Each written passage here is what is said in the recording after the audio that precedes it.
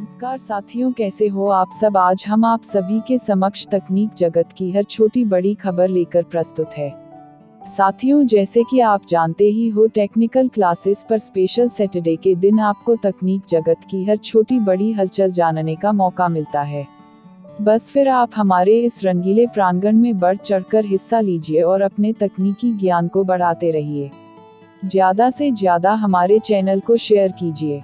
साथियों, इस वीडियो के प्रति अपने महत्वपूर्ण सवाल सुझाव हमें हमारे कमेंट बॉक्स पर जरूर लिखें। You are watching Technical Classes YouTube channel. Today, on the day of special Saturday, you will get to know every small and big news of the tech world. Just keep watching this YouTube channel. Pokemon Go season of Alola शुरू, extra daily free raid पास के साथ हुए कई upgrade. Pokemon गो का season of Alola मार्च की 1 तारीख से शुरू हो गया है और यह 1 जून तक चलेगा। पोकेमॉन सन और पोकेमॉन मून गेम्स के अलोला रीजन में जो पोकेमॉन पाए जाते हैं, वे इस नए सीजन के 3 महीने वाले कोर्स में दिखाई देने वाले हैं। इसके अलावा सीजन में कई और हाइलाइट्स भी हैं, जैसे अलोला के आइलैंड, मेले आइलैंड की स्पेशल रिसर्च और एक नया go battle league. Developer daily free raid pass की संख्या भी बढ़ा रहे हैं जो ट्रेनर्स को मिलेंगे। पोकेमॉन गो टीम के अनुसार, ट्रेनर्स गेमर्स एलोलन एग्जीक्यूटिव नाम का एक पोकेमॉन ढूंढ सकेंगे जो कि एक ग्रास और ड्रैगन पोकेमॉन है। सीजन के दूसरे पोकेमॉन को भी टीज किया गया है, जिसमें रोलेट, लिटन, पॉपलियो, पिकीपेक और युंगूज होंगे। ये पोकेमॉन शहरों, जंगलों, पहाड़ों, बीच, पानी, नॉर्दर्न हेमिस्फीयर हेमिस्फीयर और सदर्न हेमिस्फीयर में ढूंढे जा सकते हैं। इसके अलावा इस सीजन में और भी कई पोकेमॉन दिखाई देंगे जो पकड़े जा सकेंगे।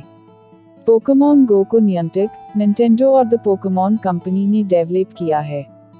गेम के सीजन ऑफ अलोला में एक्सप्लोर करने से संबंधित अपडेट भी किए जा रहे हैं। इसमें सबसे पहले ट्रेनर्स को मिलने वाले extra daily free raid pass की संख्या बढ़ाई गई है।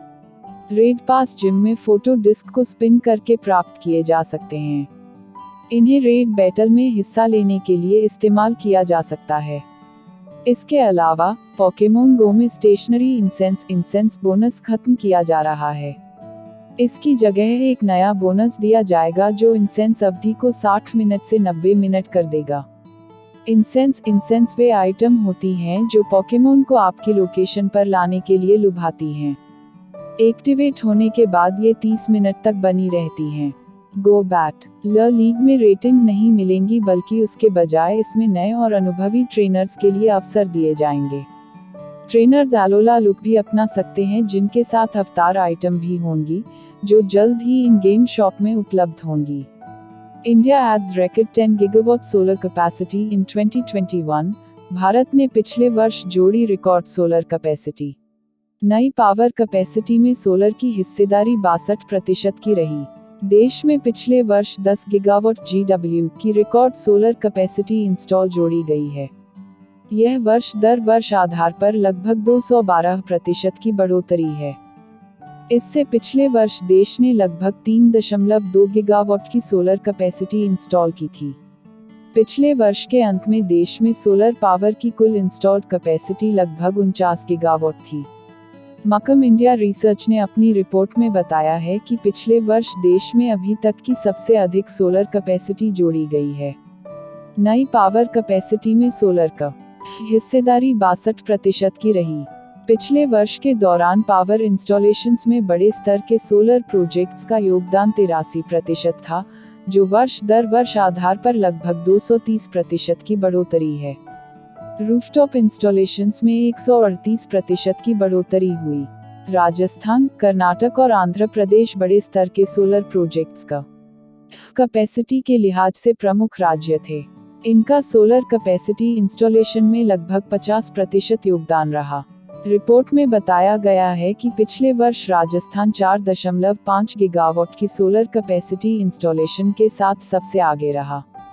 इस वर्ष सोलर पावर के लिए डिमांड मजबूत रहने का अनुमान है। हालांकि इंडस्ट्री के सामने कुछ चुनौतियां भी आ सकती हैं। इनमें बेसिक कस्टम्स ड्यूटी, इंपोर्ट पर बंदिशें और टैक्स शामिल है। इसके अलावा सप्लाई चेन से जुड़ी मुश्किलें भी बरकरार रह सकती हैं। इंडस्ट्री को कमोडिटी की कीमतें महंगी होने की समस्या से भी जूझना होगा। रिपोर्ट में कहा गया है कि पिछले वर्ष सोलर प्रोजेक्ट्स की एवरेज कॉस्ट अधिक रही। रॉ मटेरियल और फ्रेट के प्राइसेस बढ़ने से कॉस्ट पर असर पड़ा है। पिछले वर्ष सोलर प्रोजेक्ट्स के टेंडर्स में 4.3% और ऑक्शंस में 2.6% की कमी आई। Power sale agreements PSA sign करने में देरी हो इन प्रोजेक्ट्स पर लगने वाले चार्जेस स्पष्ट नहीं होने जैसे कारणों से टेंडर्स और ऑक्शंस में गिरावट हुई है। केंद्र सरकार ने रिन्यूएबल एनर्जी की कैपेसिटी बढ़ाने के लिए उपाय किए हैं। इससे सोलर प्रोजेक्ट्स के बढ़ने की संभावना है। हालांकि इन प्रोजेक्ट्स में इस्तेमाल होने वाले महत्वपूर्ण इक्विपमेंट्स का इंपोर्टेड होना एक बड़ी रुकावट हो सकती है। इन इक्विपमेंट्स का अधिकतर इंपोर्ट चीन से होता है। इन इक्विपमेंट्स पर इम्पोर्ट ड्यूटी होने की वजह से इनका प्राइस अधिक रहता है, जिससे प्रोजेक्ट की कॉस्ट में बढ़ोतरी होती है। इस खबर को NDTV टीम ने संपादित नहीं किया है। यह सिंडिकेट फीड से सीधे प्रकाशित की गई है। 120 हर्ट्ज डिस्प्ले और मीडिएटेक डिमेंसिटी 8100 चिपसेट के साथ आएगा Realme GT Neo 3 smartphone. Realme 9 4G smartphone को कथित तौर पर कई सर्टिफिकेशन वेबसाइट्स पर देखा गया है। Realme GT Neo 3 के स्पेसिफिकेशन ऑनलाइन लीक हुए हैं, जिससे पता चलता है कि स्मार्टफोन मीडिएटेक डिमेंसिटी 8100 सोक और 6.7 inch full HD OLED display से लेस होगा। Realme ने पहले ही खुलासा कर दिया है कि phone 150W ultra fast charging technology को सपोर्ट करेगा। इस बीच Realme 9 4G को कथित तौर पर US federal communications commission FCC, Eurasian economic commission EEC, element materials technology EMT, भारतीय मानक ब्यूरो BIS और SMARE FV5 सहित कई सर्टिफिकेशन वेबसाइट्स पर देखा गया है। इनका सुझाव है कि कथित Realme 9 4G 48 मेगापिक्सल के प्राइमरी कैमरा सेंसर के साथ आएगा। टिपस्टर योगेश ब्रार ने Realme GT Neo 3 के स्पेसिफिकेशंस शेयर किए हैं। उनका कहना है कि Realme स्मार्टफोन HDR10 और 120 हर्ट्ज रिफ्रेश रेट के साथ 10 बिट 6.7 इंच का full HD OLED display support करेगा। इसे मीडिएटेक डिमेंसिटी 8100 सोक शामिल होगा, जो इस हफ्ते की शुरुआत में लॉन्च हुआ था। Realme GT Neo 3 के डिमेंसिटी 8100 सोक के साथ आने की जानकारी सबसे पहले टिपस्टर डिजिटल चैट स्टेशन द्वारा शेयर की गई थी। इसे भी पढ़ें। Realme GT Neo 3 price in India, design की specifications tipped via multiple reports.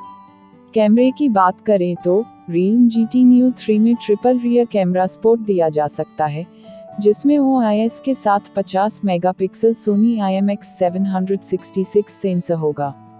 Tipster का कहना है कि सेटअप में 8 मेगापिक्सल अल्ट्रा वाइड और 2 मेगापिक्सल टेलीफोटो शूटर शामिल होगा, जो मैक्रो कैमरा के रूप में भी इस्तेमाल किया जा सकेगा। आगे का तरफ इसमें 16 मेगापिक्सल सेंसर होने का दावा किया गया है। यह 150W अल्ट्रा फास्ट चार्जिंग के साथ की बैटरी लेकर आएगा। इस फास्ट चार्जिंग टेक को Realme ने MWC 2022 इवेंट में घोषित किया था। इसे भी पढ़ें। Realme GT Neo 3 with 150W ultra fast charging announced at MWC 2022। Tipster का यह भी दावा है कि फोन अप्रैल में लॉन्च होगा। हालांकि उन्होंने यह नहीं बताया है कि यह फोन पहले किस मार्केट में लॉन्च होगा। इस बीच एक रिपोर्ट में Realme के उपाध्यक्ष माधव शेठ के हवाले से कहा गया है कि Realme GT Neo 3 2022 की दूसरी छमाही में लॉन्च होगा। इससे अलग बताते चलें कि कथित Realme 9 4G स्मार्टफोन को कथित तौर पर कई सर्टिफिकेशन वेबसाइट्स पर देखा गया है। EMT और FCC लिस्टिंग से पता चलता है कि Realme 9 4G में की बैटरी होगी, जो 33W फास्ट चार्जिंग को सपोर्ट करेगी। फोन में एक लेंस के साथ 1/4 इंच 48 मेगापिक्सल का प्राइमरी कैमरा सेंसर होने का भी दावा किया गया है, जिसमें एक 0.06400 रेंज में ISO support, 73.7 millimetre focal length, f1.78 aperture होगा। अफवाह है कि फ्रंट कैमरा में 16 मेगापिक्सल सेंसर होगा, जिसमें एक 00160 रेंज में आइसोस्पोर्ट, 27.2 मिलीमीटर फोकल लेंथ और f2.5 अपचा होगा। 24 घंटों के प्ले टाइम और IPX4 रेटिंग के साथ लॉन्च हुए फिलिप्स अंक TWS हेडफोन। इन्हें एक्सरसाइज के दौरान भी इस्तेमाल किया जा सकता है, क्योंकि ये पसीने से होने वाले नुकसान से बचे रहते हैं।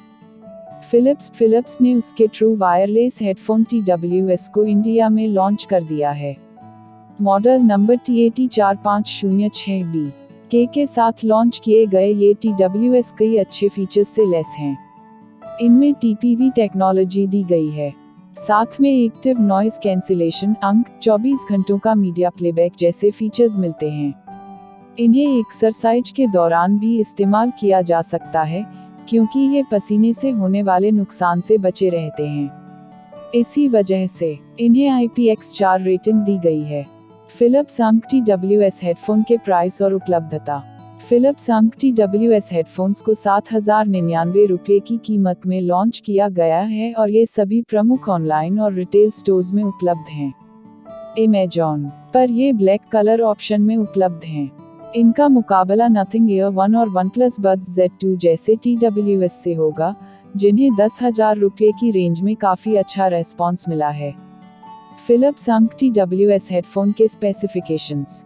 फिलिप्स अंक TWS ईयरबड्स में इन ईयर डिज़ाइन है। ये 11 मिलीमीटर स्पीकर ड्राइवर के साथ आते हैं, जिनमें लगी बैटरी 6 घंटे का प्लेबैक ऑफर करती है। चार्जिंग केस की मदद से बैकअप को 24 घंटे तक बढ़ाया जा सकता है। चार्जिंग केस चार्जिंग को सपोर्ट करता है और केबल इसके बॉक्स में मिलती है। फिलिप्स TAT4506B के अंक TWS ईयरबड्स ब्लूटूथ 5.0 कनेक्टिविटी को सपोर्ट करते हैं। ब्लूटूथ 5.0 की रेंज करीब 10 मीटर है। टच कंट्रोल फीचर के साथ इनमें अवेयरनेस मोड भी है। टच कंट्रोल फीचर की मदद से यूजर अपनी प्लेलिस्ट को नेविगेट कर सकते हैं, कॉल का जवाब दे सकते हैं और वॉइस असिस्टेंट को भी एक्टिवेट कर सकते हैं। इसकी बैटरी को फुल चार्ज होने में करीब 2 घंटे का वक्त लगता है। फिलिप्स अंक TWS ईयरबड्स IPX4 रेटिंग से लेस हैं। इसका मतलब है कि यह डिवाइस हर तरफ से स्प्लैश प्रूफ है। फिटनेस और एक्सरसाइज के दौरान इस पर पसीने का असर भी नहीं होता है। क्या है TPV टेक्नोलॉजी? TPV दुनिया के लीडिंग मॉनिटर और LCD टीवी मैन्युफैक्चरर्स में से एक है। यह विशिष्ट ब्रांड लाइसेंस के जरिए फिलिप्स के टीवी सेट और ऑडियो प्रोडक्ट्स के डेवलपमेंट, मैन्युफैक्चरिंग और मार्केटिंग पर फोकस करता है। Prime minister calls for self reliance in semiconductor and focus on make in India. देश को मैन्युफैक्चरिंग का पावर हाउस बनाने की जरूरत है। प्रधानमंत्री सेमीकंडक्टर्स में आत्मनिर्भर बनने को भी प्रधानमंत्री ने जरूरी बताया। प्रधानमंत्री नरेंद्र मोदी ने देश को सेमीकंडक्टर्स में आत्मनिर्भर बनाने की जरूरत बताई है। इसके साथ ही उन्होंने मेक इन इंडिया पर जोर देते हुए कहा कि देश में अच्छी क्वालिटी वाली मैन्युफैक्चरिंग को बढ़ाना होगा। उनका कहना था कि मेक इन इंडिया मौजूदा दौर की जरूरत के साथ ही देश की मैन्युफैक्चरिंग पावर दुनिया को दिखाने का एक अवसर भी है। मोदी ने department for promotion of industry and internal trade DPIIT के एक वेबिनार में कहा, हमें मेक इन इंडिया पर फोकस करने और मजबूत और अच्छी क्वालिटी वाले प्रोडक्ट्स की मैन्युफैक्चरिंग करने की जरूरत है। हमें सेमीकंडक्टर्स को लेकर आत्मनिर्भर बनना होगा।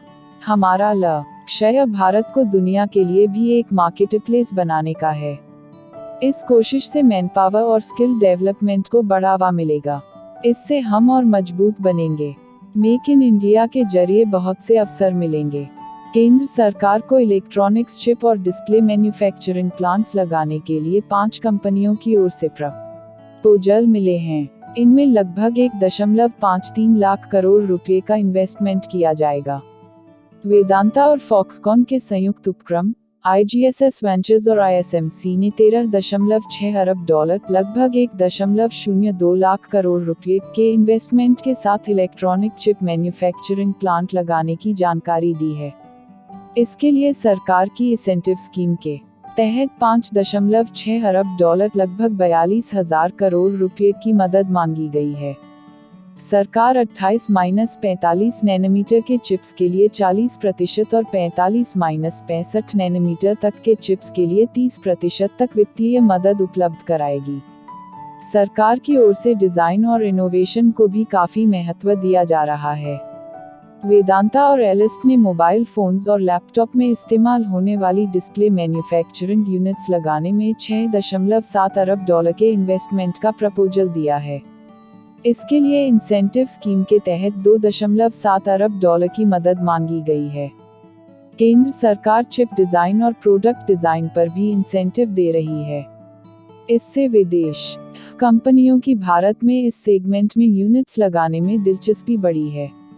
सेमीकंडक्टर और डिस्प्ले मैन्युफैक्चरर्स को आकर्षित करने के लिए केंद्र सरकार ने पिछले वर्ष के अंत में $10 अरब की इंसेंटिव स्कीम को मंजूरी दी थी।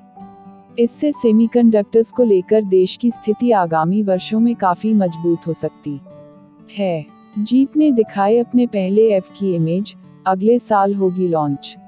जीप इलेक्ट्रिक एसयूवी कार का डिजाइन कुछ हद तक जीप कंपास कार के समान लगता है। जीप ने अपनी पहली all electric SUV car electric SUV car का कॉन्सेप्ट मॉडल की तस्वीर शेयर की है। इसके अलावा यह भी बताया गया है कि कार अगले साल यानी 2023 में लॉन्च होगी। Upcoming electric cars 2022 jeep renegade से छोटी है। फिलहाल कंपनी ने इसके स्पेसिफिकेशन से पर्दा नहीं उठाया है और न ही इसकी कीमत की ओर कोई इशारा दिया है। जीप ने ट्विटर पर अपकमिंग ऑल इलेक्ट्रिक कार की तस्वीर शेयर की। यह कंपनी की पहली इलेक्ट्रिक कार होगी।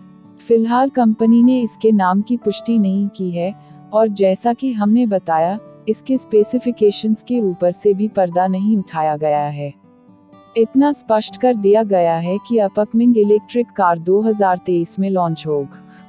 हालांकि सटीक तारीख अभी भी पर्दे के पीछे है। Today we revealed concept images of the first ever 100% battery electric Jeep पंजीकृत व्यापारचिह्न SUV. This vehicle is our next step to the achievement of our brand vision of zero emission freedom and will be launched early next year. More information to come. pic.twitter.com/079tebogkm Jeep @Jeep March 1, 2022.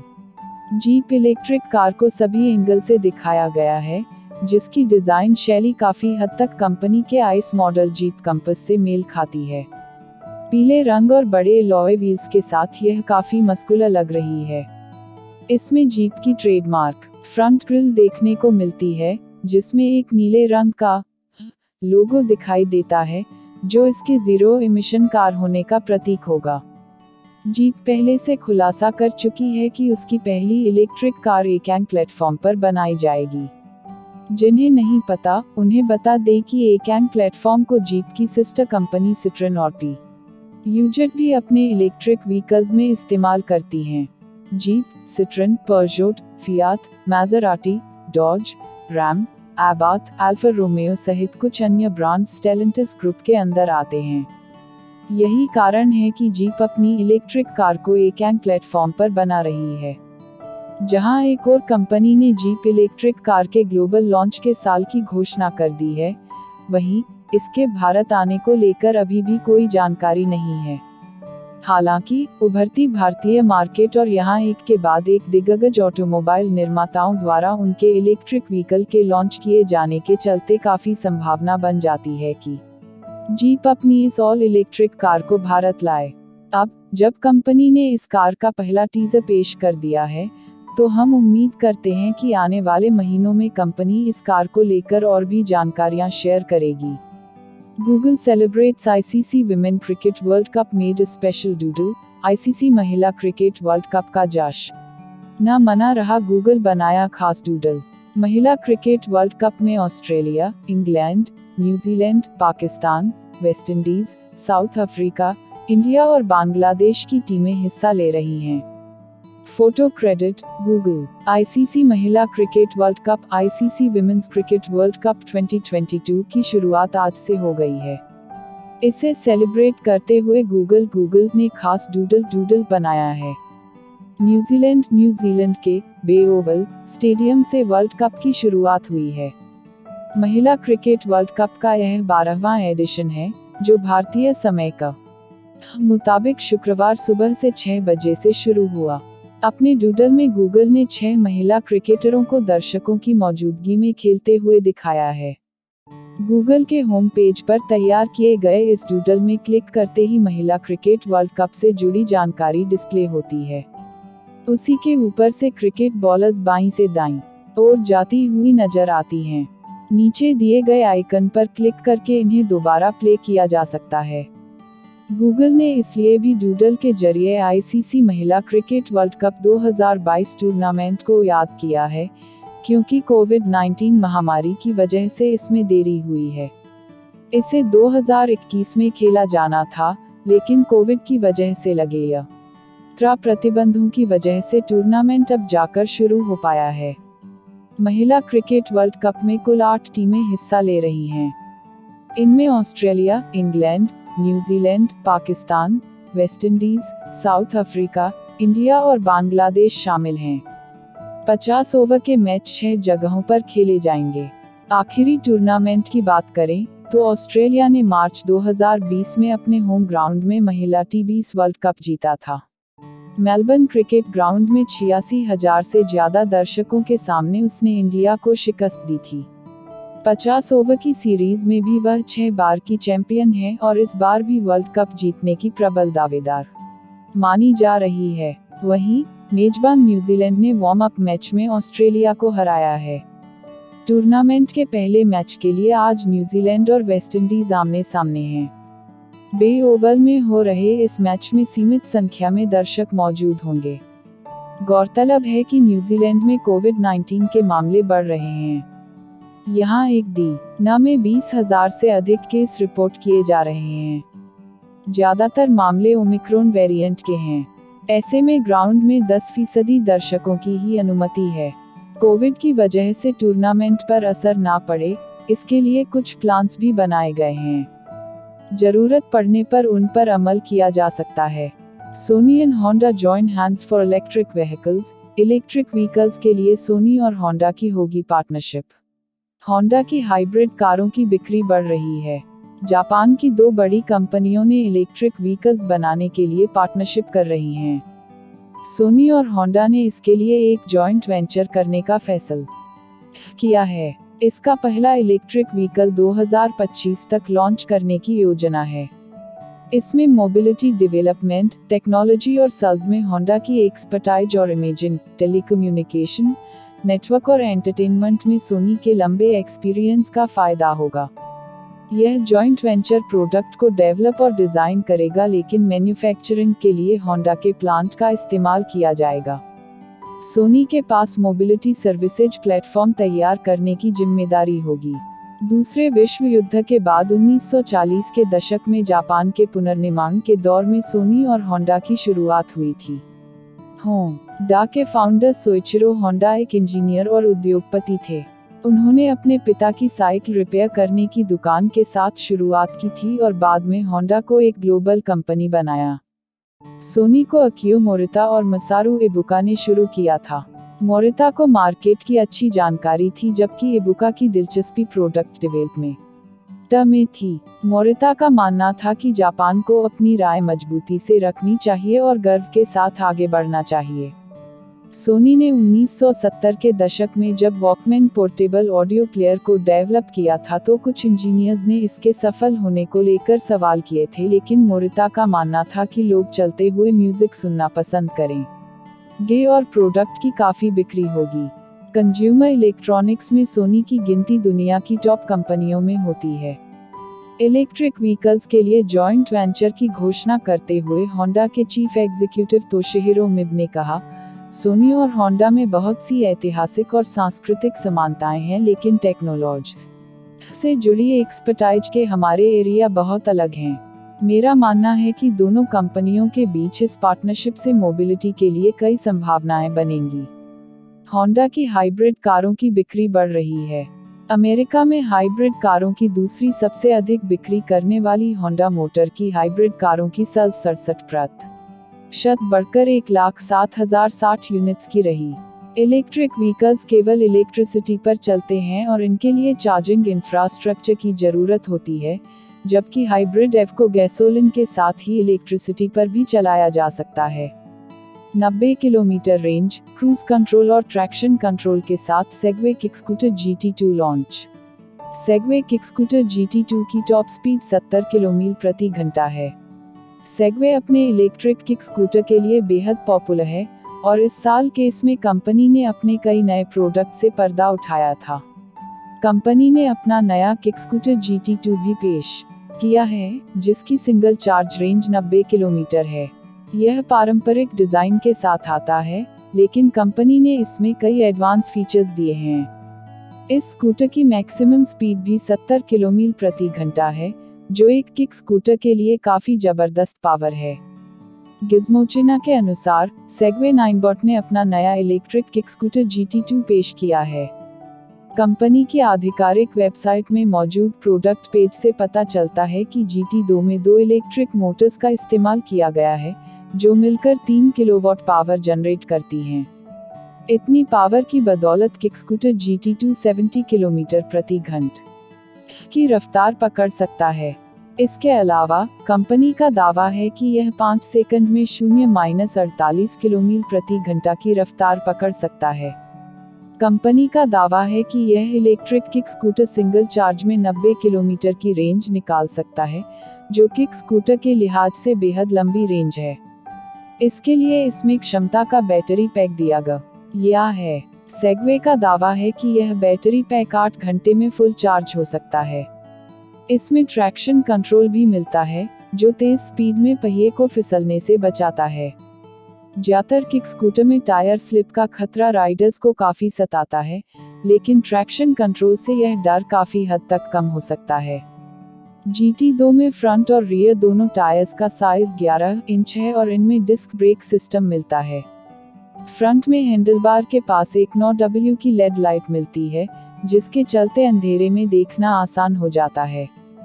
Features की बात करें तो इसमें digital display मिलता है, जो पारदर्शी है। कंपनी का दावा है कि यह किक स्कूटर के लिए अपनी तरह का पहला डिस्प्ले है। इसमें ब्लूटूथ और ऐप कनेक्टिविटी भी मिलती है। इसके अलावा कंपनी ने इसमें क्रूज कंट्रोल ऑप्शन भी दिया है। स्कूटर में इको, स्पोर्ट, रेस और बूस्ट नाम के 4 राइडिंग मोड शामिल हैं, और साथ ही इसमें एक वॉक मोड और एक पार्क मोड भी मिलता है। यह स्कूटर 150 किलोग्राम तक का वजन झेल सकता है और इसका खुद का वजन 52 किलोग्राम है।